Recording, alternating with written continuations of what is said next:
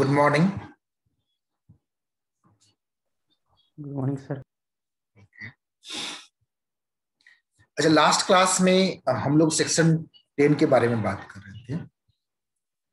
Section 10 क्या बात करता है? Essentials elements of a valid contract. Contract को वैलिड होने के लिए क्या होना चाहिए? ऑल्दो हमने सारे पॉइंट्स को अपने हिसाब से डिस्कस कर लिया था, बट सेम मैटर्स आपका जो है, मैं बस थोड़ा सा हिंट्स दे रहा हूं। आप देखेंगे टू पार्टीज के बारे में बात कर रहा है। करने का मतलब कोई भी व्यक्ति अपने आप से, one can not contract with himself, अपने आप से आप कॉन्ट्रैक्ट नहीं कर सकते। कॉन्ट्रैक्ट करने के लिए एटलीस्ट वन मोर पर्सन की जरूरत है। तो कॉन्ट्रैक्ट होने के लिए एटलीस्ट टू पार्टीज का होना जरूरी है। कॉन्ट्रैक्ट होने के लिए एटलीस्ट टू पार्टीज का होना जरूरी है। वन पार्टी क्या करता है? ऑफर करता है। आज थोड़ा सा इन डेप्थ में जाएंगे। कल की क्लास में हमने जो essentials elements of a valid contract की बात कर रही थी, तो ऊपर ऊपर बात कर रही थी।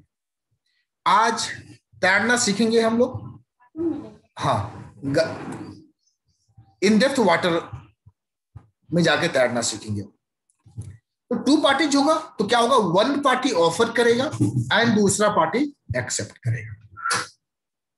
जो पार्टी ऑफर करता है उसको हम लोग टेक्निकली बोलते हैं ऑफरर।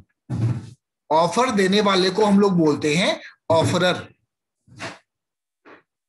इस ऑफर में अगर ER लगा दिया जाए तो ऑफरर, ऑफर देने वाला। और जो पार्टी एक्सेप्ट करता है उसको बोलते हैं एक्सेप्टर। और यह कॉन्ट्रैक्ट नेचुरल पर्सन्स कर सकता है और अदर पर्सन्स भी कर सकता है। Sir, natural persons and other persons में क्या फर्क होता है? Any students have any idea? Other persons? Yes sir. Yes, tell me. Sir, जो पर्सन लॉ की नजर में एग्जिस्टेंस में है उसको हम लोग कह सकते हैं कि वो नेचुरल पर्सन है। नहीं, लॉ के नजर में जो पर्सन होता है उसको वो आर्टिफिशियल होता है मेरे बच्चों। और जो बाई जन्म, जो प्रकृति के द्वारा नेचर के द्वारा, उनको बोलते हैं नेचुरल पर्सन्स। जो श्वास ले सकता है, ऑक्सीजन, अभी देख रहे हैं ऑक्सीजन का कितना किल्लत चल रहा है ना, स्कार्सिटी ऑक्सीजन का। तो नेचुरल पर्सन ही ऑक्सीजन ले सकता है। अदर पर्सन्स में जिनका लीगल एग्जिस्टेंस है, या वो कंपनी हो सकती है, यूनिवर्सिटी हो सकती है। सब कंपनी कैसे कॉन्ट्रैक्ट करेगा? कंपनी कैसे ऑफर देगा? Any idea? Sir, yes sir, क्योंकि कंपनी लीगली एस्टैब्लिश्ड रहता है।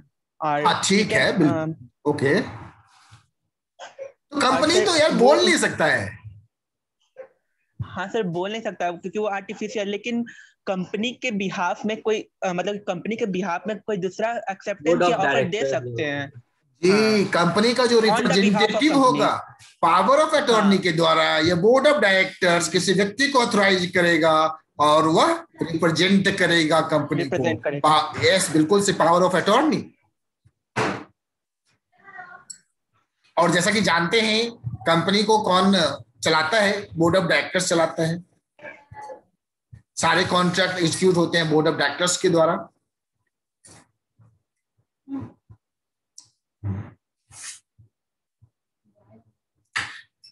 तो हम लोगों ने समझा टू पार्टीज का। एक आज थोड़ा सा केस लॉ के बारे में भी थोड़ा सा हम लोग बात करते रहेंगे।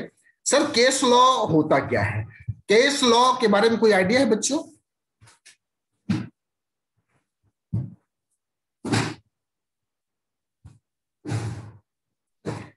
केस लॉ जिस मैटर पे ऑलरेडी केस हो चुका है, जिस मैटर पे ऑलरेडी कोर्ट में कोई बातें रखी गई है, डिस्प्यूट हुआ है और कोर्ट का कोई फैसला आया है, उसी को बोलते हैं केस लॉ। इंडियन मतलब लॉ की भाषा में जब केस लॉ की बात करते हैं तो डिस्प्यूट हुआ होगा किसी भी बात को लेके, और डिस्प्यूट हुआ होगा, बात गई होगी कोर्ट में, और जब कोर्ट में गई होगी तो कोर्ट ने कुछ डिसीजन दिया होगा। तो एक गुजरात का मैटर है, अभी गुजरात हमारे देश को चला रहा है। तो state of Gujarat versus Raman Lal S and company है। इसमें हुआ क्या, समझते हैं कहानी को। पार्टनरशिप आप लोग पढ़ के आए हैं अकाउंट्स में, बड़े अच्छे से पढ़े हैं, पार्टनरशिप पढ़े हैं ना। तो पार्टनरशिप, जैसा कि बच्चे ने पूछा भी था, सर पार्टनरशिप का एग्रीमेंट होता है, डीड होता है। अब पार्टनरशिप का डिजॉल्व भी होता है। डिजॉल्व करने का मतलब समापन होना, उसका एग्जिस्टेंस खत्म होना। तो क्या हुआ, पार्टनरशिप डिजॉल्व हुआ, और पार्टनरशिप जब डिजॉल्व होगा तो क्या होगा, उसका जो एसेट्स होगा कौन लेगा, उसके एम्प्लॉय को बांट दिया जाएगा। अरे नहीं भाई, मैं तो झूठ का बोल दिया। उसका जो एसेट्स होगा किसको मिलेगा, जो पार्टनर होगा उसको मिलेगा ना। एम्प्लॉय को तो सैलरी मिलेगा। उसकी एसेट्स को बेचने के बाद जो बचा वो पार्टनर के बीच में बांट दिया गया। तो हमारे सेल टैक्स ऑफिसर उस स्टेट गवर्नमेंट के कॉम्पिटिटिव एग्जाम निकाले होंगे और उन्होंने टैक्स थोप दिया। बोला यह तो एक तरह का बात है, आपने सामान बेच के पार्टनर को दिया, तो इसमें तो हम सेल टैक्स लगाएंगे। और उसने सेल टैक्स ट्रांजैक्शंस इंपोज कर दिया। यह बात चली गई, कहां चली गई, कानून में इनफोर्स होने के लिए यह टू पार्टीज होना जरूरी है। तो इनफोर्स होने के लिए क्या चला गया, कोर्ट में, हाई कोर्ट में गया मैटर। और कोर्ट ने कहा, कोर्ट ने क्या कहा, यह नहीं सेल है, क्योंकि सेल होने के लिए एक और पार्टी का होना जरूरी था। वो तो एसेट्स, वो तो खुद ओनर है, पार्टनर ही ना ओनर होता है मेरे भाइयों। पार्टनरशिप फॉर्म का ओनर कौन होता है, पार्टनर होता है। और पार्टनर अपने आप में सेल कैसे कर सकते हैं अपने एसेट्स को, वो कैसे खरीद सकता है, बेचेगा भी खरीदेगा भी, पॉसिबल ही नहीं है। तो हमारे जो आईएएस ऑफिसर्स होते हैं ना, बहुत ही इंटेलेक्चुअल होते हैं और अननेसेसरी जो है सो हरास करते रहते हैं। तो हमने देखा केस लॉ के माध्यम से state of Gujarat versus Raman Lal, जो टू पार्टीज का होना जरूरी है, वन पार्टी अपने आप में सेल परचेज नहीं कर सकती। लॉक कर दें, आगे बढ़े। Yes yes sir.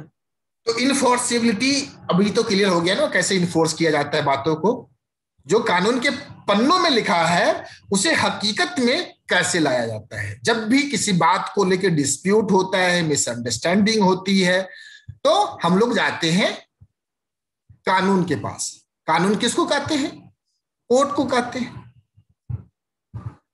कानून का रखवाला कौन है, कोर्ट ही है ना भैया। Yes okay.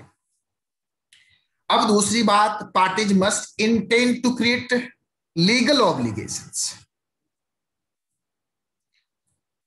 हम लोग बात कर रहे थे कॉन्ट्रैक्ट में क्या होना चाहिए। इनफोर्सिबिलिटी कब आएगी, जब intention to create legal obligations, intention to create legal relationship होना चाहिए। अगर सोशल कॉन्ट्रैक्ट है तो नहीं होगा। तो इंटेंशंस ऑफ द पार्टी, एक दोस्त दूसरे दोस्त को पार्टी पे बुलाता है, सोशल कॉन्ट्रैक्ट। एक बहुत ही बेहतरीन, अभी सोशल कॉन्ट्रैक्ट के बारे में हम लोग समझेंगे। तो इंटेंशंस ऑफ द पार्टीज क्या होना चाहिए, create legal relationship between the. और सोशल और जो डोमेस्टिक टाइप का एग्रीमेंट्स होता है वह इनफोर्सेबल नहीं होता है इन दी कोर्ट ऑफ लॉ। कानून के दृष्टि में इनफोर्सेबल नहीं होता है, प्रभावी नहीं किया जा सकता है, और इसीलिए उसको कॉन्ट्रैक्ट नहीं करते। तो टू पार्टी के लिए किसका बात हो रहा था मेरे बच्चों, state of Gujarat versus Raman Lal. Case लो यहीं पे याद कर लेना है। जब भी टू पार्टीज का बात होगा तो स्टेट ऑफ गुजरात को याद कीजिएगा, वर्सेस रमन लाल को याद कीजिएगा। रमन तो याद रहेगा ना यार, रमन लाल।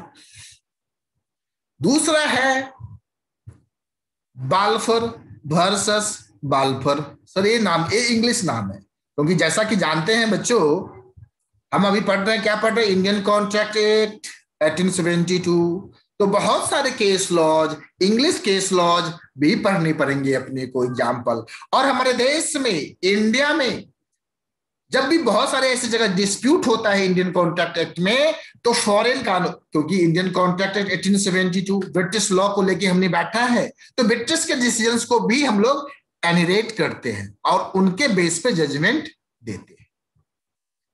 तो बाल्फर वर्सेस बाल्फर, ये बाल्फर कौन था? मियां बीबी। Balfour versus Balfour, husband wife. Sir husband wife भी केस लॉ में आ गया? हाँ जी, हस्बैंड वाइफ से बड़ा केस लॉ हो ही नहीं सकता अपने आप में यार। हस्बैंड वाइफ अपने आप में केस लॉ है। तो इसमें हुआ क्या? बाल्फर वर्सेस बाल्फर, मतलब दोनों का टाइटल था, एगो हस्बैंड है, एगो वाइफ है। दोनों घूमने गया विदेश, किसी दूसरे कंट्री में। तो हुआ क्या? अब वहां जाके वाइफ का तबीयत खराब हो गया और मेडिकल ट्रीटमेंट के लिए उसे उस कंट्री में रुकना पड़ा। और हस्बैंड का उसके अपने देश में कुछ वर्क था तो जाना पड़ा। वाइफ को छोड़ दिया और कमिटमेंट कर दिया, जो हम प्रति महीने एक सर्टेन अमाउंट पाउंड में भेजा करेंगे। क्लियर? वाइफ बोली ओके, आप पैसा भेजेंगे, क्या दिक्कत है हमको। Husband agreed to pay his wife certain amount as maintenance every month while he was abroad. कुछ दिनों के बाद क्या हुआ, हस्बैंड के दिमाग में कुछ बत्ती जल गया और जो वादा किया हुआ अमाउंट था वह देना बंद कर दिया। हो सकता है उस समय में भी कुछ महामारी आ गया होगा, कोविड आ गया होगा, कोविड जैसा कोई, और उसकी नौकरी चली गई होगी, उसकी आमदनी चली हो गई। He was not in the position to pay such amount. कोई भी कारण हो सकता है। हस्बैंड ने एक सर्टेन अमाउंट पे करने के बाद, सर्टेन मंथ पे करने के बाद, आफ्टर सर्टेन पीरियड पे करना बंद कर दिया। और वाइफ तो वाइफ, कुछ भी हो तुरंत पहुंचती है कोर्ट में। हस्बैंड को आजकल डरा धमका के रखती है भाई। भाई ओवरऑल बात कर रहा हूं। तो क्या हुआ, यहां पे हस्बैंड फेल टू पे द प्रोमिस अमाउंट। तो वाइफ चली गई कोर्ट में रिकवरी के लिए, जो हमें मेरा हस्बैंड ने वादा किया था और वह देना बंद कर दिया है। तो कोर्ट ने कहा क्या इंटेंशन था लीगल रिलेशनशिप क्रिएट करने का at the time of making contract? No. तो कोर्ट कहा इसको हम इन्फोर्स नहीं करा सकते हैं क्योंकि यह सोशल एग्रीमेंट है। तो जब भी बच्चों सोशल की बात आवे, सोशल एग्रीमेंट की बात आवे, तो दिमाग में याद कर लेना है हस्बैंड वाइफ, बाल्फर वर्सेस बाल्फर। याद रहेगा ना केस? जवाब नहीं आ रहा भाई? यस सर, याद रहेगा। Yes sir, yes sir. चलिए गुड, मजा आ रहा है ना? Yes sir, yes sir. Boring लग रहा है कि मजा आ रहा है? ये बता भाई। मजा आ रहा है, मजा आ रहा है। ठीक, लॉ को मजे लेके पर और मजे लेके मार्क्स आएगा, 60+ आएगा, ये मेरा वादा रहा। लॉ को एक सब्जेक्ट मत मान के पढ़ना। दम कहानी है, कहानी सुनाएंगे। तो गुजरात वर्सेस रमन, बीच बीच में मैं याद भी दिलाता रहूंगा। Gujarat versus Ramanlal, 2 parties. Balfour versus Balfour, बोलो बोलो, Balfour versus Balfour, legal obligation, हाँ एकदम सोशल एग्रीमेंट। एक दो एग्जाम्पल और भी मैंने दिया था और आपकी किताब में भी लिखा हुआ, बट मैं दे देता हूं, बात कर लेता हूं कि क्या होता है ना, एग्जाम में केस लॉ बेस्ड बहुत सारे क्वेश्चन पूछते हैं बच्चे। डायरेक्ट क्वेश्चन पढ़ के जाते हैं और एग्जाम में रहता है केस लॉ। बोलता है सर ये सिलेबस से बाहर पूछ दिया, हम तो पढ़े ही नहीं थे, सिलेबस में तो है ही नहीं। अरे भैया सीए बन के आपको तो केस प्रोविजन को इंप्लीमेंट करना है ना सिचुएशंस में, तो कैसे इंप्लीमेंट किया जाए पढ़ी हुई बातों को, यह हमें इंस्टीट्यूट सिखाती है थ्रू केस लॉ। फिर एक केस लॉ आता है, एक लेखपाल बंदा था जो प्रोमिस किया अपने बच्चे को, सन को, और मैंने भी लास्ट क्लास में एक सन का एग्जांपल लिया था, जो पास करेगा तो मोबाइल मिलेगा या कुछ पैसा मिलेगा, और सन जब पास कर गया तो फादर पे ही केस कर दिया। तो यहां भी कुछ ऐसा ही है, पिता ने अपने पुत्र को कहा अगर तुम सीए का एग्जाम पास करेगा तो तेरे को मैं 5 लाख दूंगा, ऑन पासिंग दिस बेटा तो सन क्लेम्स दी मनी। 3-4 भाई रहा होगा, और इस केस में चला गया बेटा कोर्ट में बाप पे मुकदमा करने, कुछ भी हो सकता है यार, कलयुग है। कोर्ट कहा बाप बेटा का बात है, यह सोशल एग्रीमेंट है, हम इसको इन्फोर्स नहीं कर सकते। इन्फोर्स का मीनिंग समझ में आ रहा है ना, इन्फोर्स का मतलब क्या होता है। चलो आगे है, ए कुछ गुड्स को सोल्ड करता है। क्या करता है? ए गुड्स को सोल्ड करता है बी को, he must pay for the amount of goods with in 30 days, 30 दिन के अंदर। यहां पे अब इंटेंशन है लीगल रिलेशनशिप क्रिएट करने का, एक माल बेच रहा है, दूसरा खरीद रहा है, दूसरा प्रोमिस कर रहा है जो मैं 30 दिन के अंदर में पैसा दे दूंगा।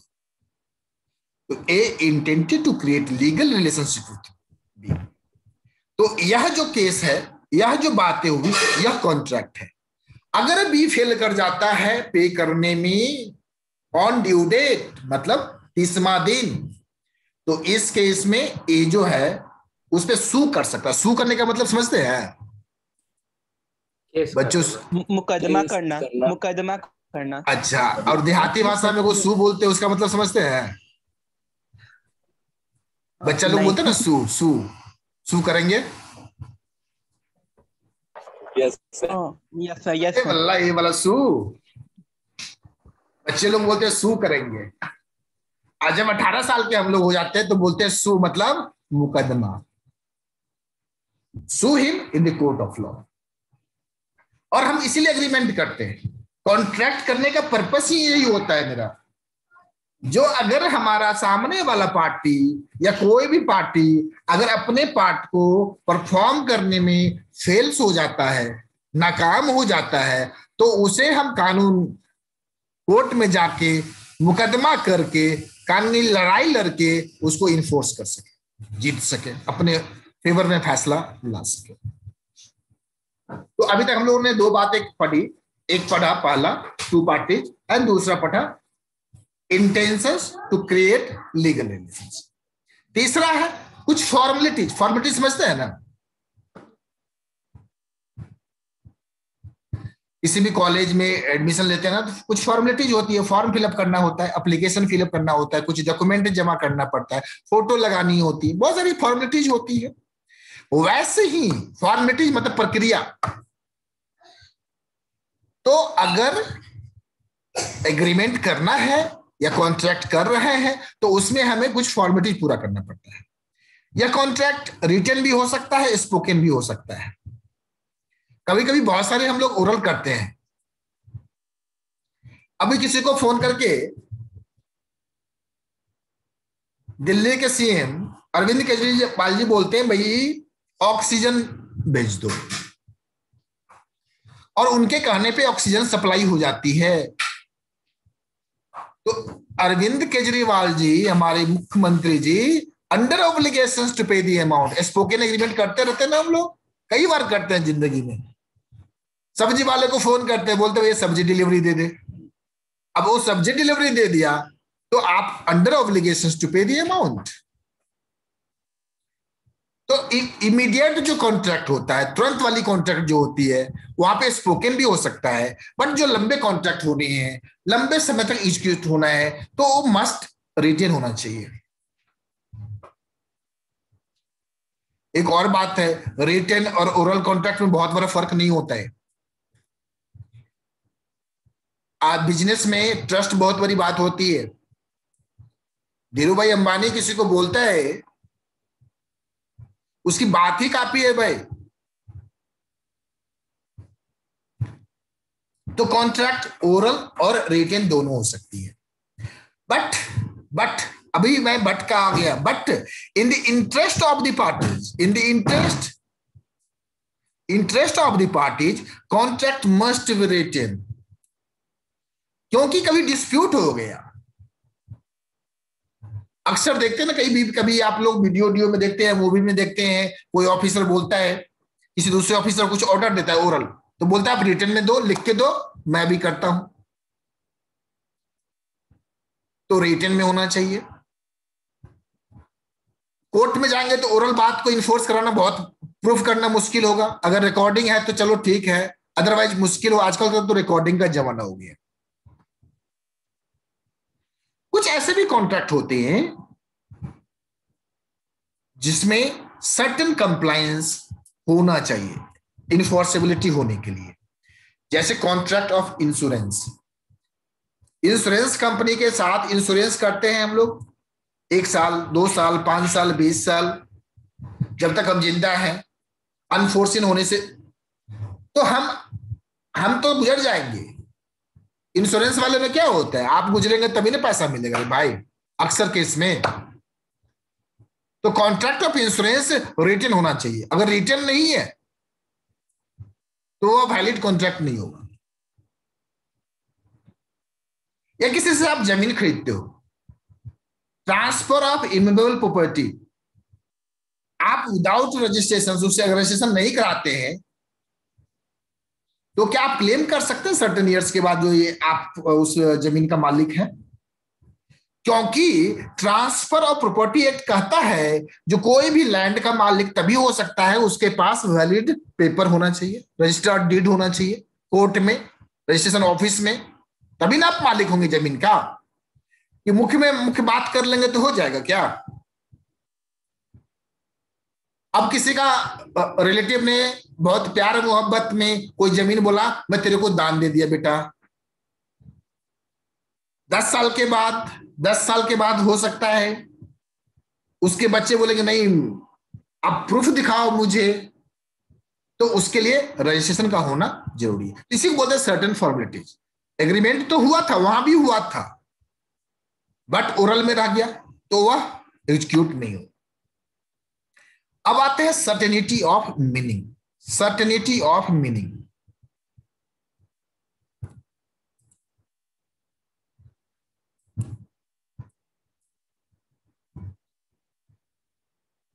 सर्टेनिटी ऑफ मीनिंग के बारे में मैंने एक एग्जांपल बताया था बच्चों, प्लीज आप याद है तो बताइए, मुझे शेयर कीजिए।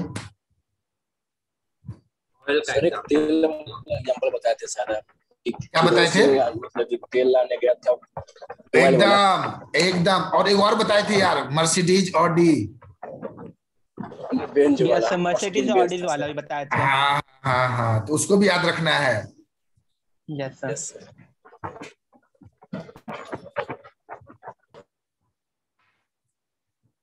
एक एग्जांपल तेल वाला जो एग्जांपल है यहाँ पे आपके एग्जांपल में दिया हुआ है, A agree to sell to B 100 tons of oil. Nothing certain in order to show that what kind of oil. हाँ, लेकिन आगे अगर बोलता है इसमें लग जाता है, अगर राहुल सिर्फ किरोसिन तेल ही बेचता है तो चलेगा, या कोई लीज लैंड करता है इंडेफिनिट पीरियड ईयर्स के लिए, तो इस केस में भी यह वैलिड नहीं है, क्योंकि लीज एक सर्टेन पीरियड की लीज होती है। ट्रांसफर ऑफ प्रॉपर्टी हो सकता है इंडेफिनिट, मतलब लाइफ टाइम होता है, बट लीज जो होते हैं सर्टेन पीरियड के लिए होते हैं। तो सर्टेनिटी ऑफ मीनिंग होनी चाहिए। मीन्स आप बोथ पार्टी, एक ऑफर देने वाला दूसरा एक्सेप्ट करने वाला, दोनों क्लियर होना चाहिए जो कॉन्ट्रैक्ट के माध्यम से वह क्या करना चाह रहा है। एंड पांचवा है possibility of performance of contract. Possibility, possible मतलब समझते हैं, संभव।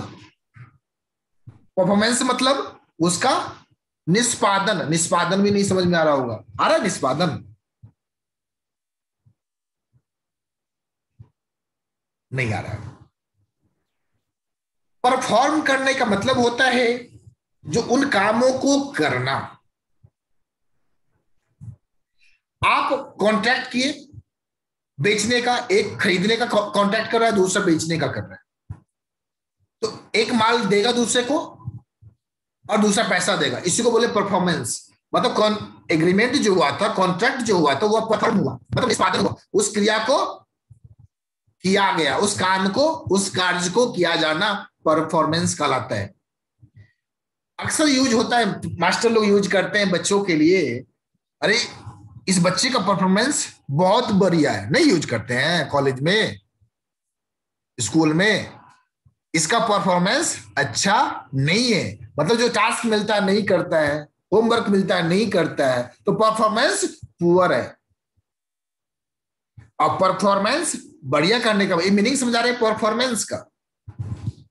अब तो समझ में आ गया होगा, निष्पादन, किसी कार्य को किया जाना।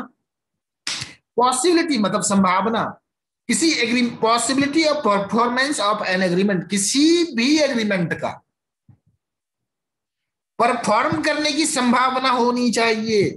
सर ये क्या शब्द है, आगे बताते हैं। ऐसा एग्रीमेंट आपने कर लिया है जिसको परफॉर्म किया ही नहीं जा सकता है। राहुल ने आयुष से वादा किया, आयुष को बोला, आयुष अगर तुम मेरे को 1 करोड़ रुपया देते हो तो हम श्रीदेवी का जो डांस है वह तुम्हारे शादी में हम परफॉर्म कराएंगे। Is it possible? Is it possible? क्यों नहीं पॉसिबल है? वो अभी है ही नहीं। बिल्कुल सही, क्योंकि श्रीदेवी हो ही नहीं सकता, हमारे बीच में नहीं है, वो परफॉर्म नहीं कर सकती है। इम्पॉसिबल बात हो गई। अरे भाई, जो इम्पॉसिबल होगा वह कॉन्ट्रैक्ट एग्रीमेंट हो नहीं सकता। इम्पॉसिबल बात नहीं हो सकता है। दूसरा, ऋतिक कहता है हिमांशु को, देखो कल सुबह सूरज जो है पश्चिम में उगेगा,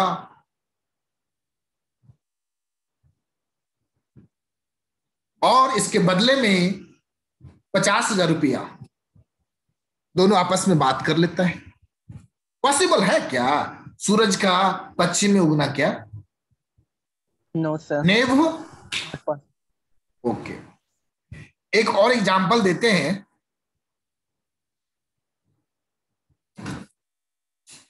अनुराग कहता है मेरे को, कौन? अनुराग। सर दो पैरेलल लाइन, पैरेलल लाइन समझते हैं ना? Yes sir. अनुराग मेरे से कहता है सर ये दो पैरेलल लाइन को हम मिला देंगे,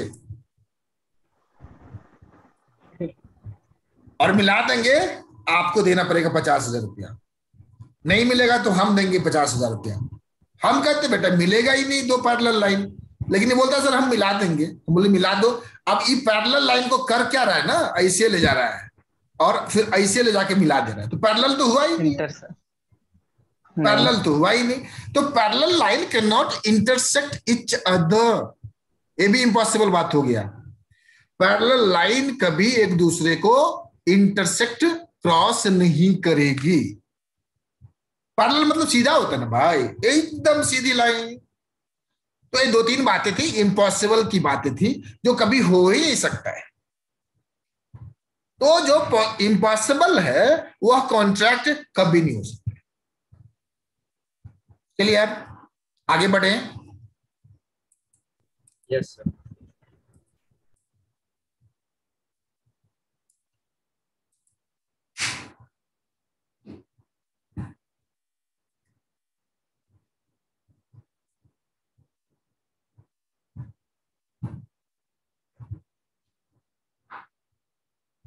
एक और इसमें आप लोगों के बुक में कहा है, इसको भी सीख लेते हैं।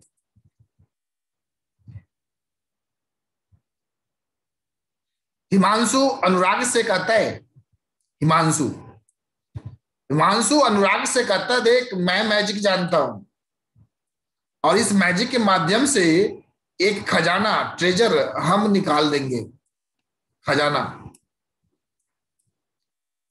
जादुई खजाना, तो तुम्हें देना पड़ेगा मुझे 1 लाख रुपया। देखिए जादुई क्या होता है ना, जादू क्या होता है, मैजिक क्या होता है, हाथ सफाई होता है, नजर बंद होता है, एक्चुअल में वह नहीं होता है। तो ये भी पॉसिबल नहीं है जादू के द्वारा खजाना को, तो भाई तुम खुद खजाना निकाल के रख लेना। तो ये भी क्या है, इम्पॉसिबल है। जादू के द्वारा खजाना नहीं निकाला जा सकता, इम्पॉसिबल है। और जो इम्पॉसिबल होगा can not be enforced, court सुनेगा ही नहीं, not possible to be performed. एक बड़ा अच्छा वैलिड कॉन्ट्रैक्ट के लिए क्या क्या होना चाहिए, वैलिड कॉन्ट्रैक्ट के लिए क्या क्या होना चाहिए यहां पे बताया गया है। तो पहला हम लोगों ने क्या पढ़ा था,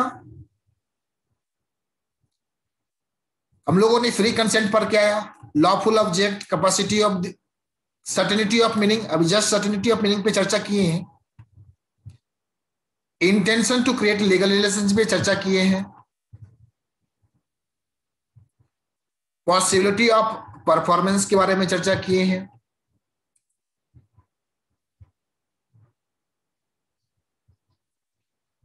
और lawful object, free consent, free consent का एक सेपरेट चैप्टर है। फ्री कंसेंट में हम लोगों ने बात किया था कंसेंट कब फ्री होता है, जब वह कोअर्शंस, अनड्यू इन्फ्लुएंस, फ्रॉड, मिसरिप्रेजेंटेशंस इन्वॉल्व नहीं होता है। कोअर्शन ऐसे मैंने बताया था, जोर जबरदस्ती, बाई फोर्स कोअर्शन होता है।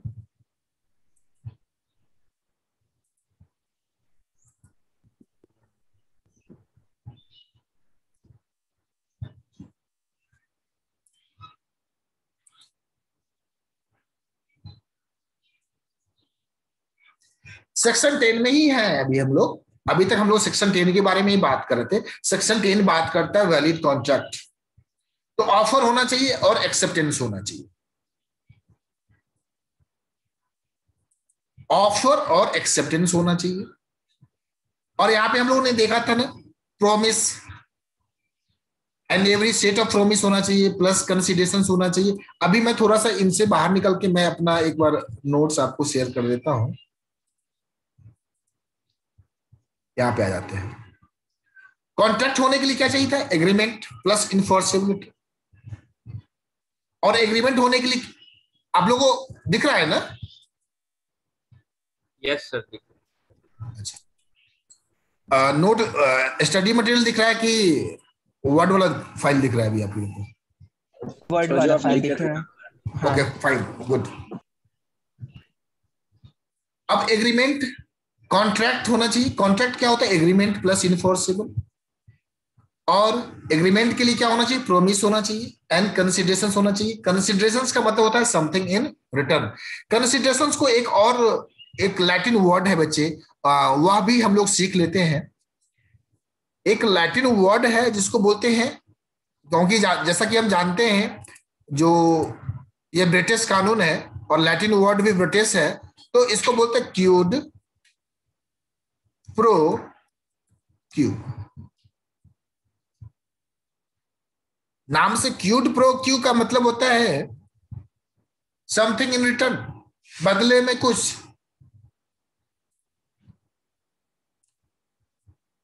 तो कभी कभी आपके एग्जाम में पूछ सकते हैं,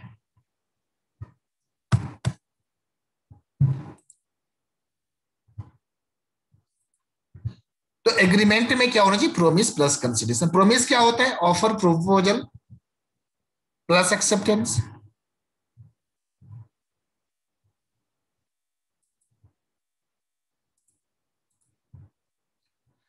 तो offer, acceptance, every promise and set of promise forming the considerations for each other, means lawful considerations होना चाहिए।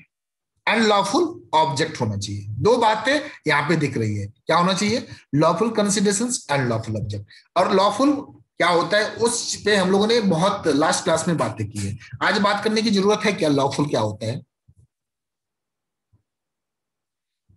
जो कानूनन मना है AK-47 का कैरी करना, अभी आपदा का समय है, अभी आपदा का समय है और ऑक्सीजन को आप स्टोर नहीं कर सकते हैं, ब्लैक मार्केटिंग नहीं कर सकते हैं, और आप अनुराग और हिमांशु ने मिलके कॉन्ट्रैक्ट कर लिया ऑक्सीजन की ब्लैक मार्केटिंग करने की, तो यह कॉन्ट्रैक्ट को आप इन्फोर्स नहीं करा सकते क्योंकि ऑब्जेक्ट ही आपका लॉफुल नहीं था, वो प्रोहिबिटेड है। इमरजेंसी के अभी इमरजेंसी एक तरह से अभी जो है पेंडेमिक जैसे समय में आप कोई मेडिसिन जो कोविड-19 के ट्रीटमेंट में यूज होना है और आप उसकी ब्लैक मार्केटिंग कर रहे हैं, उसके लिए एग्रीमेंट कर लिया आप लोगों ने मिलकर, तो that contract can not be enforced because the object जो आप लोगों का है वह लॉफुल नहीं है। फ्री कंसेंट, फ्री कंसेंट में बात कर रहे थे, जो कोअर्सन्स नहीं होना चाहिए, अनड्यू इन्फ्लुएंस नहीं होना चाहिए, और फ्री कंसेंट का एक और मतलब होता है सर्टेनिटी ऑफ मीनिंग, जो agree upon the same thing in the same sense. उन बातों को याद कीजिए, कोई ऑडी बेच रहा है, कोई मर्सिडीज खरीद रहा है, इस सर्टेनिटी ऑफ मीनिंग नहीं है वहां पे। तो एक और लैटिन वर्ड आता है कंसेंसस एड इडम, यहां पे देखिएगा, यह भी लैटिन वर्ड है, इसको भी आपको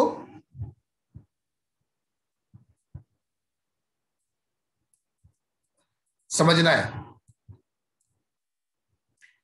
free consent, consensus ad idem का मतलब होता है आइडेंटिटी ऑफ माइंड्स, मींस दोनों का जो माइंड्स है एक ही मैटर पे आइडेंटिटी है। ऐसा नहीं जो कोई कुछ और बेच रहा है, मेरे पास सपोज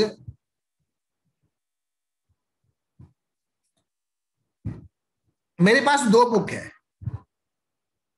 मैं इस बुक को बेचना चाहता हूं, मेरे जो राइट हैंड में है, और मेरे लेफ्ट हैंड में भी बुक है, तो मैं बेचना चाह रहा हूं राइट हैंड का बुक, आप सोच रहे हैं जो मैं लेफ्ट हैंड वाला बुक बेच रहा हूं,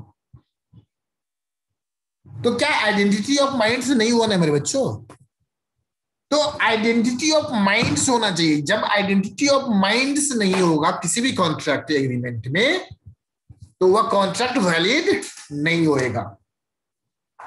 2 बातें हैं, एक यहां पे लिखी हुई agree upon the same thing in the same sense, इस वर्ड को याद कर लीजिएगा भी, agree upon the same thing in the same sense. Free consent का मतलब होता है agree upon the same thing in the same sense, identity of minds, and Latin words है कंसेंसस, कंसेंसस एड इडम।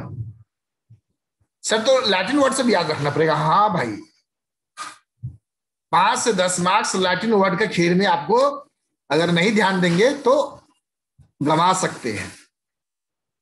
तो कंसिडरेशंस में हमने Latin word use किया quid pro quo, और फ्री कंसेंट में यूज कर रहा हूं consensus ad idem, identity of minds, agree upon the same thing in the same sense.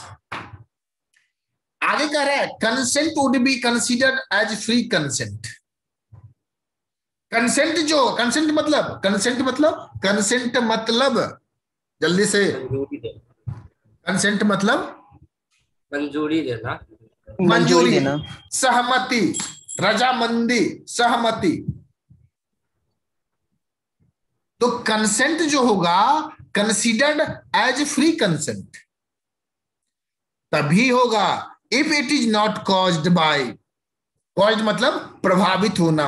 अगर कोई कंसेंट, फ्री कंसेंट तभी होगा जब वह प्रभावित नहीं है।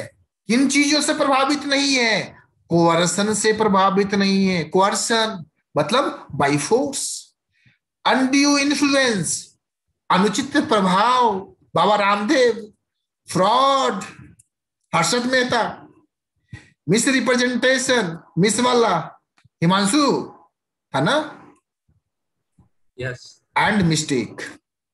मिस्टेक कहने का मतलब होता है गलती हो जाना मतलब मिस्टेक दो तरह का हो सकता है, mistake of law and mistake of fact. Mistake of law and mistake of fact, mistake of law and mistake of fact, दोनों में फर्क समझ पा रहे हैं, कर पा रहे हैं?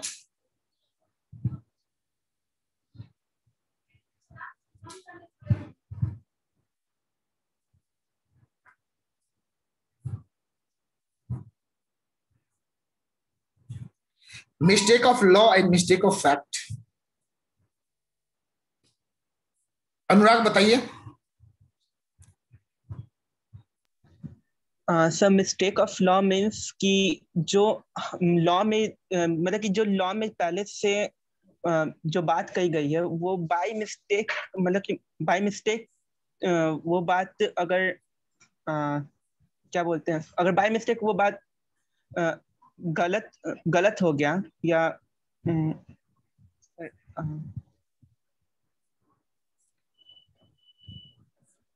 और मिस्टेक ऑफ फैक्ट समझने में, और बिल्कुल जैसे कि बिल्कुल अभी जो वर्ड यूज किया ना, समझने में मिस्टेक हो, समझने में, हाँ समझने में कानून में कुछ और लिखा हुआ था और आप कुछ और समझ बैठे। आप पे कानून लागू था, मान लीजिए सपोज कोविड का भी जो है सो बहुत सारा night curfew, day curfew, weekend curfew चल रहा है और आपको खबर नहीं है, आप रास्ते में निकल गए, बोलेंगे जो मुझे तो पता ही नहीं था जो शाम को 9 बजे से नाइट कर्फ्यू चलता है।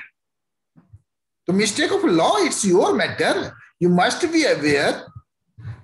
कानून नहीं मालूम है, इसकी आपको कोई बचाव नहीं मिल सकता है। और मिस्टेक ऑफ फैक्ट करने का मतलब होता है जो चीजों को समझने में मिस्टेक हो गया, वो किताब वाला एग्जाम्पल ले सकते हैं। मिस्टेक ऑफ फैक्ट, जो मेन फैक्ट है कुछ और था और आपने कुछ और समझ लिया। तो दोनों की अलग अलग अपनी इंटरप्रिटेशंस है, उनमें हम लोग आगे चलेंगे, पढ़ेंगे।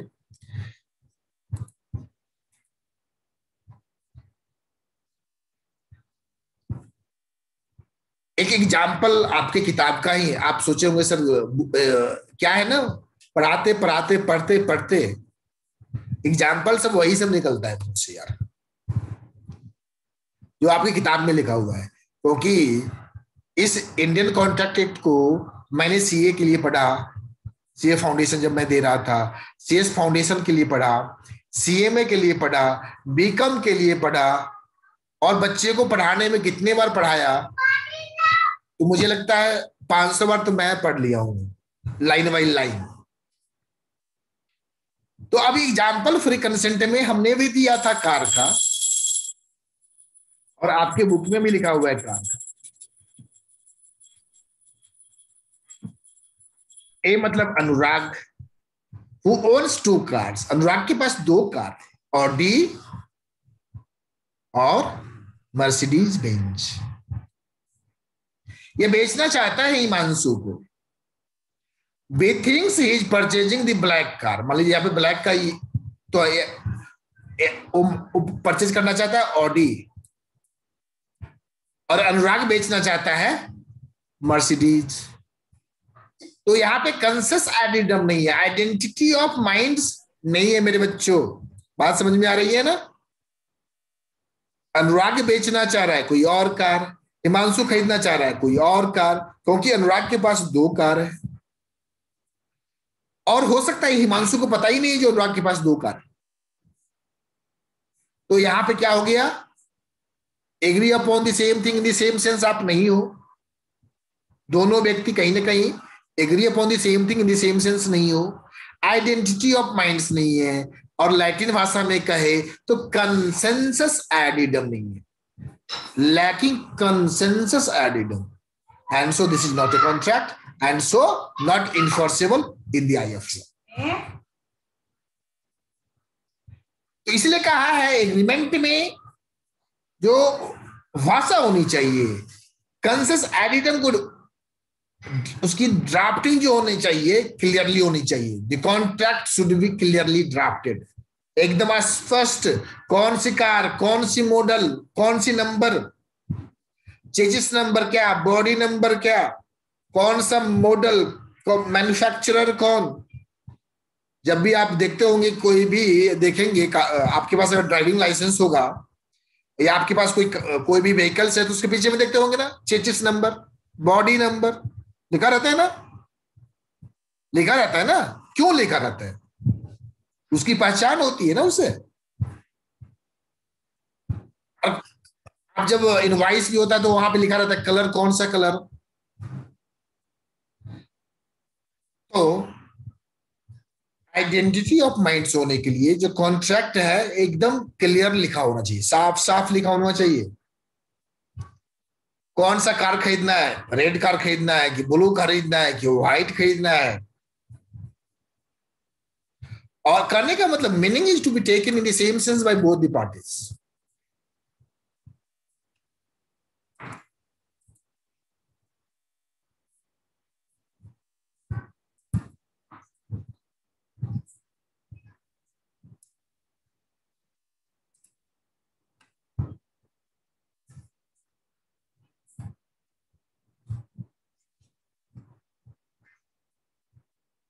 एक और एग्जांपल लिया है,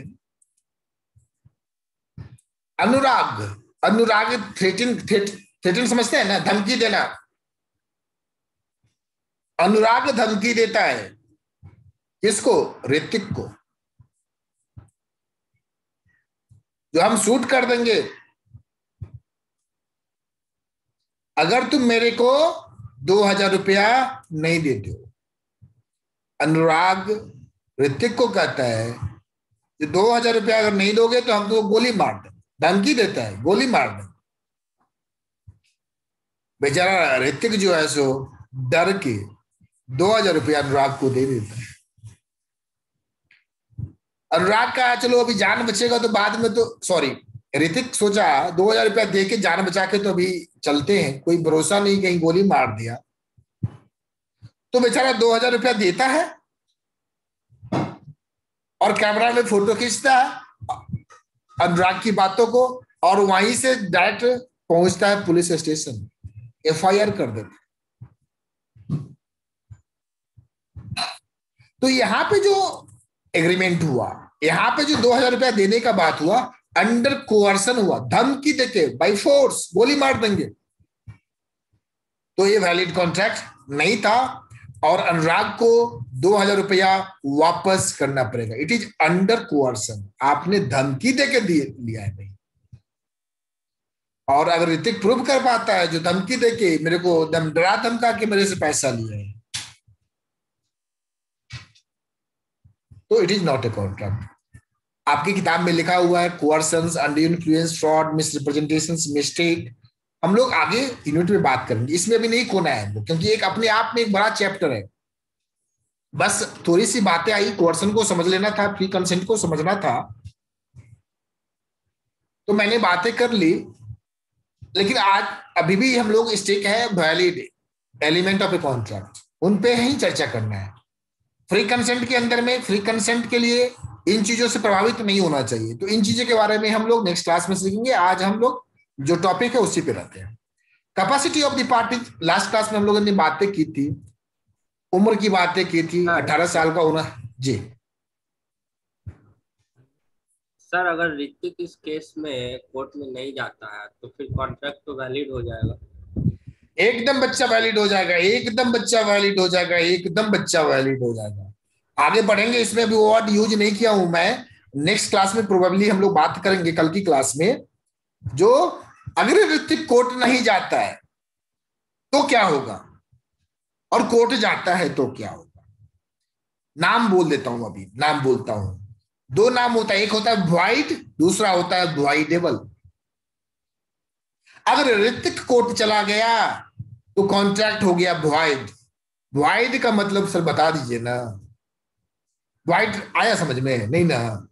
वॉइड मतलब अवैध, जिसकी कोई मान्यता नहीं है, लीगल मीनिंग ही नहीं है वॉइड, अवैध। वैलिड का उल्टा वॉइड, वैलिड का उल्टा वॉइड, अवैध मतलब कानून की दृष्टि में जिसकी कोई मान्यता ही नहीं है। एक होता है वॉइडेबल, वॉइडेबल, अगर ऋतिक नहीं जाता है, जब तक वह नहीं गया था तब तक वह वॉइडेबल है। जब तक ऋतिक कोर्ट नहीं गया तब तक वॉइडेबल है, कोर्ट चला गया तो वॉइड हो गया। लेकिन एक सर्टेन पीरियड के तक अगर कोर्ट नहीं जाता है तो वही वॉइडेबल वैलिड हो जाएगा। तो वॉइडेबल के बारे में हम नेक्स्ट क्लास में और बातें करेंगे, अभी इतने ही पे हम रोकते हैं। कैपेसिटी ऑफ द पार्टीज बातें किया था। Are you competent, are you competent to make marriage या मेक कॉन्ट्रैक्ट। अगर आपने 18 साल की उम्र, माइनॉरिटी कब तक होती है, जब तक 18 से नीचे है। As soon as you attain the age of 18, you becomes competent to make a contract. Sound mind मतलब समझते ना, एकदम दिमागी हालत एकदम सही। और not otherwise disqualified from contracting by any law। कोई भी लॉ अगर आपको डिस्क्वालिफाइड कर दिया है कॉन्ट्रैक्ट करने से, तो भी आप कॉन्ट्रैक्ट नहीं कर सकते। सेक्शन 11 पे अभी आगे capacity of the parties section 11 deal करता है। सेक्शन 11 कहता है कोई भी इंडियन कॉन्ट्रैक्ट एक्ट में वही कॉम्पिटेंट टू कॉन्ट्रैक्ट है जो माइनर नहीं है, जो साउंड माइंड में है और किसी कानून के द्वारा वह डिस्क्वालिफाइड नहीं किया गया। तो पॉइंट 1 के रेफरेंस में कहता है contracting persons, the persons entering into contract must B of 18 years, must be of 18 years. मतलब 18 साल का जैसे ही हो गया आप, तो आप कॉन्ट्रैक्ट कर सकते हैं। साउंड माइंड मतलब आपके साउंड माइंड मतलब आपकी अंडरस्टैंड करने की, कॉन्ट्रैक्ट को समझने की शक्ति जो है सो बिल्कुल बरकरार है। Implications of the contract means आप जो कॉन्ट्रैक्ट करेंगे उसका इंप्लीकेशंस क्या होगा, प्रभाव क्या होगा, साउंड माइंड व्यक्ति समझ नहीं सकता है। ए बच्चे साउंड कम करो।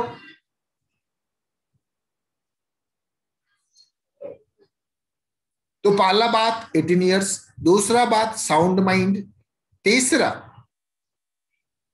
should not be disqualified by his status। कुछ ऐसे लोग होते हैं जिनके साथ आप कॉन्ट्रैक्ट नहीं कर सकते। एलिन एनिमी, सर ये क्या होता है, इसको बारे में बताइए ना। बताएंगे धैर्य रखिएगा। Alien enemy, foreign sovereign and convicts, विदेशी शत्रु, इसका हिंदी होता है एलिन एनिमी का मतलब विदेशी शत्रु। अगर किसी भी कंट्री के साथ वार चल गया, वार घोषित हो गया, मान लीजिए इंडिया पाकिस्तान के साथ वार घोषित हो गया,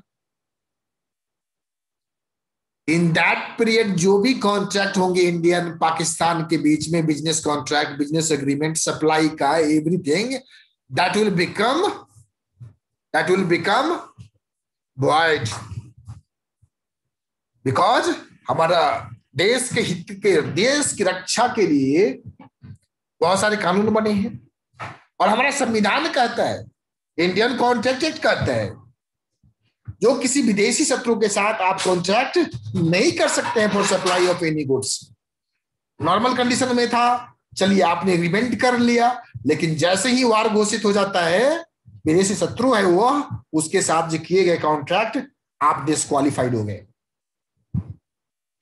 फॉरेन सॉवरिन,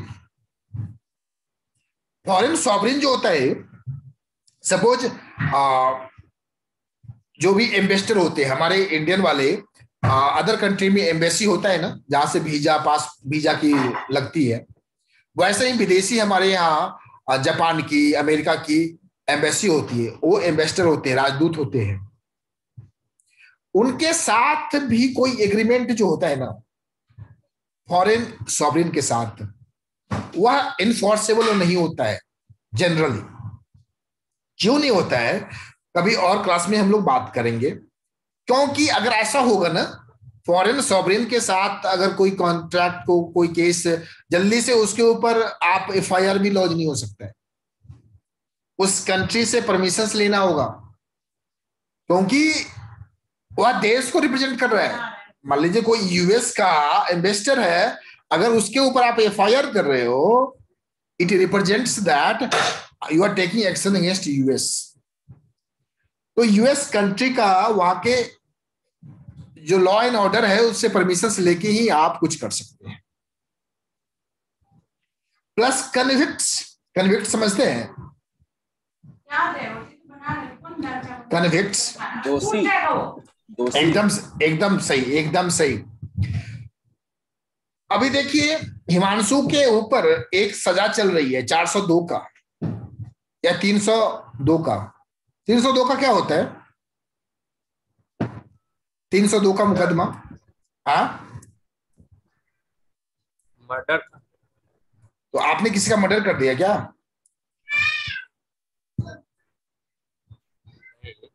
नहीं किया, लेकिन आपके ऊपर 302 का मुकदमा चल रहा है, चल सकता है ना। ये कोई जरूरी नहीं है मुकदमा चलने के लिए मर्डर करना जरूरी है। जरूरी है क्या? किसी व्यक्ति के ऊपर 302 का मुकदमा चलना, क्या ये जरूरी है मर्डर करके ही 302 का मुकदमा चलेगा?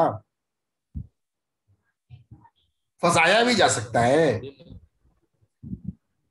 किसी और ने किया। अब यहाँ पे क्या, एक मूवी मर्डर वाली मूवी देखे ना, मर्डर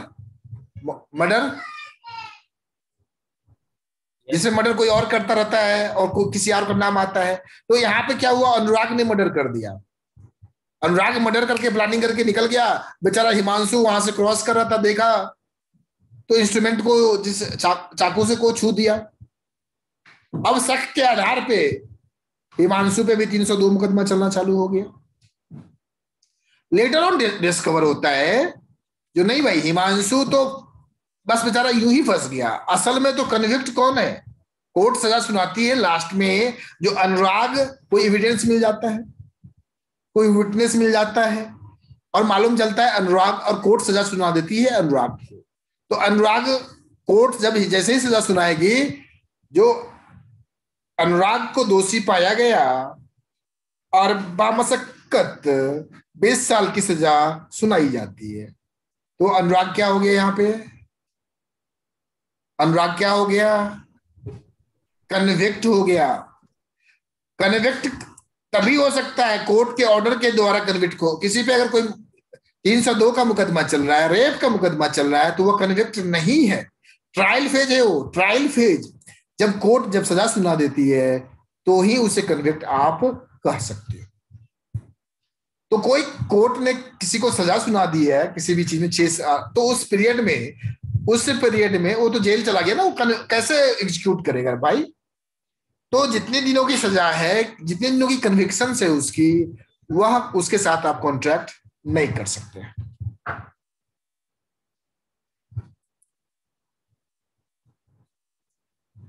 आज के लिए इतना ही रखते हैं क्या? Yes sir. ओके, और अगर कोई क्वेश्चंस वगैरह है तो पूछ सकते हैं। सर एक क्वेश्चन था, जो डिफरेंस बताया था एग्रीमेंट और कॉन्ट्रैक्ट का, उसके ऊपर एक 3rd नंबर एग्जांपल थोड़ा सा बता देते थे। तो नाम बताइएगा तब। 3rd नंबर में क्या है वो, अब नाम बताइए। एक मिनट सर, एकदम देखिए, बताइए।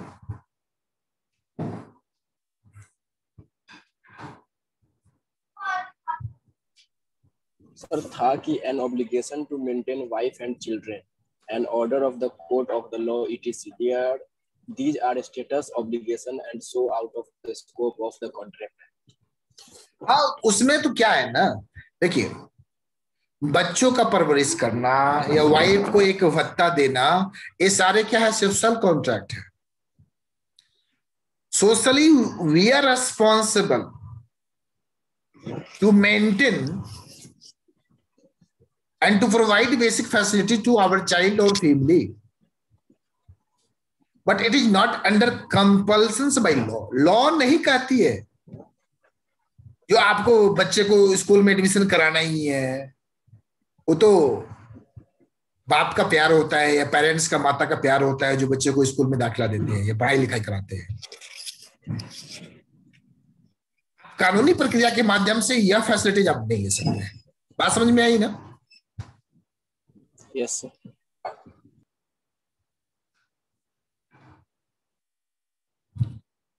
एनी अदर क्वेश्चंस, और भी कुछ डाउट्स वगैरह आप लोग को?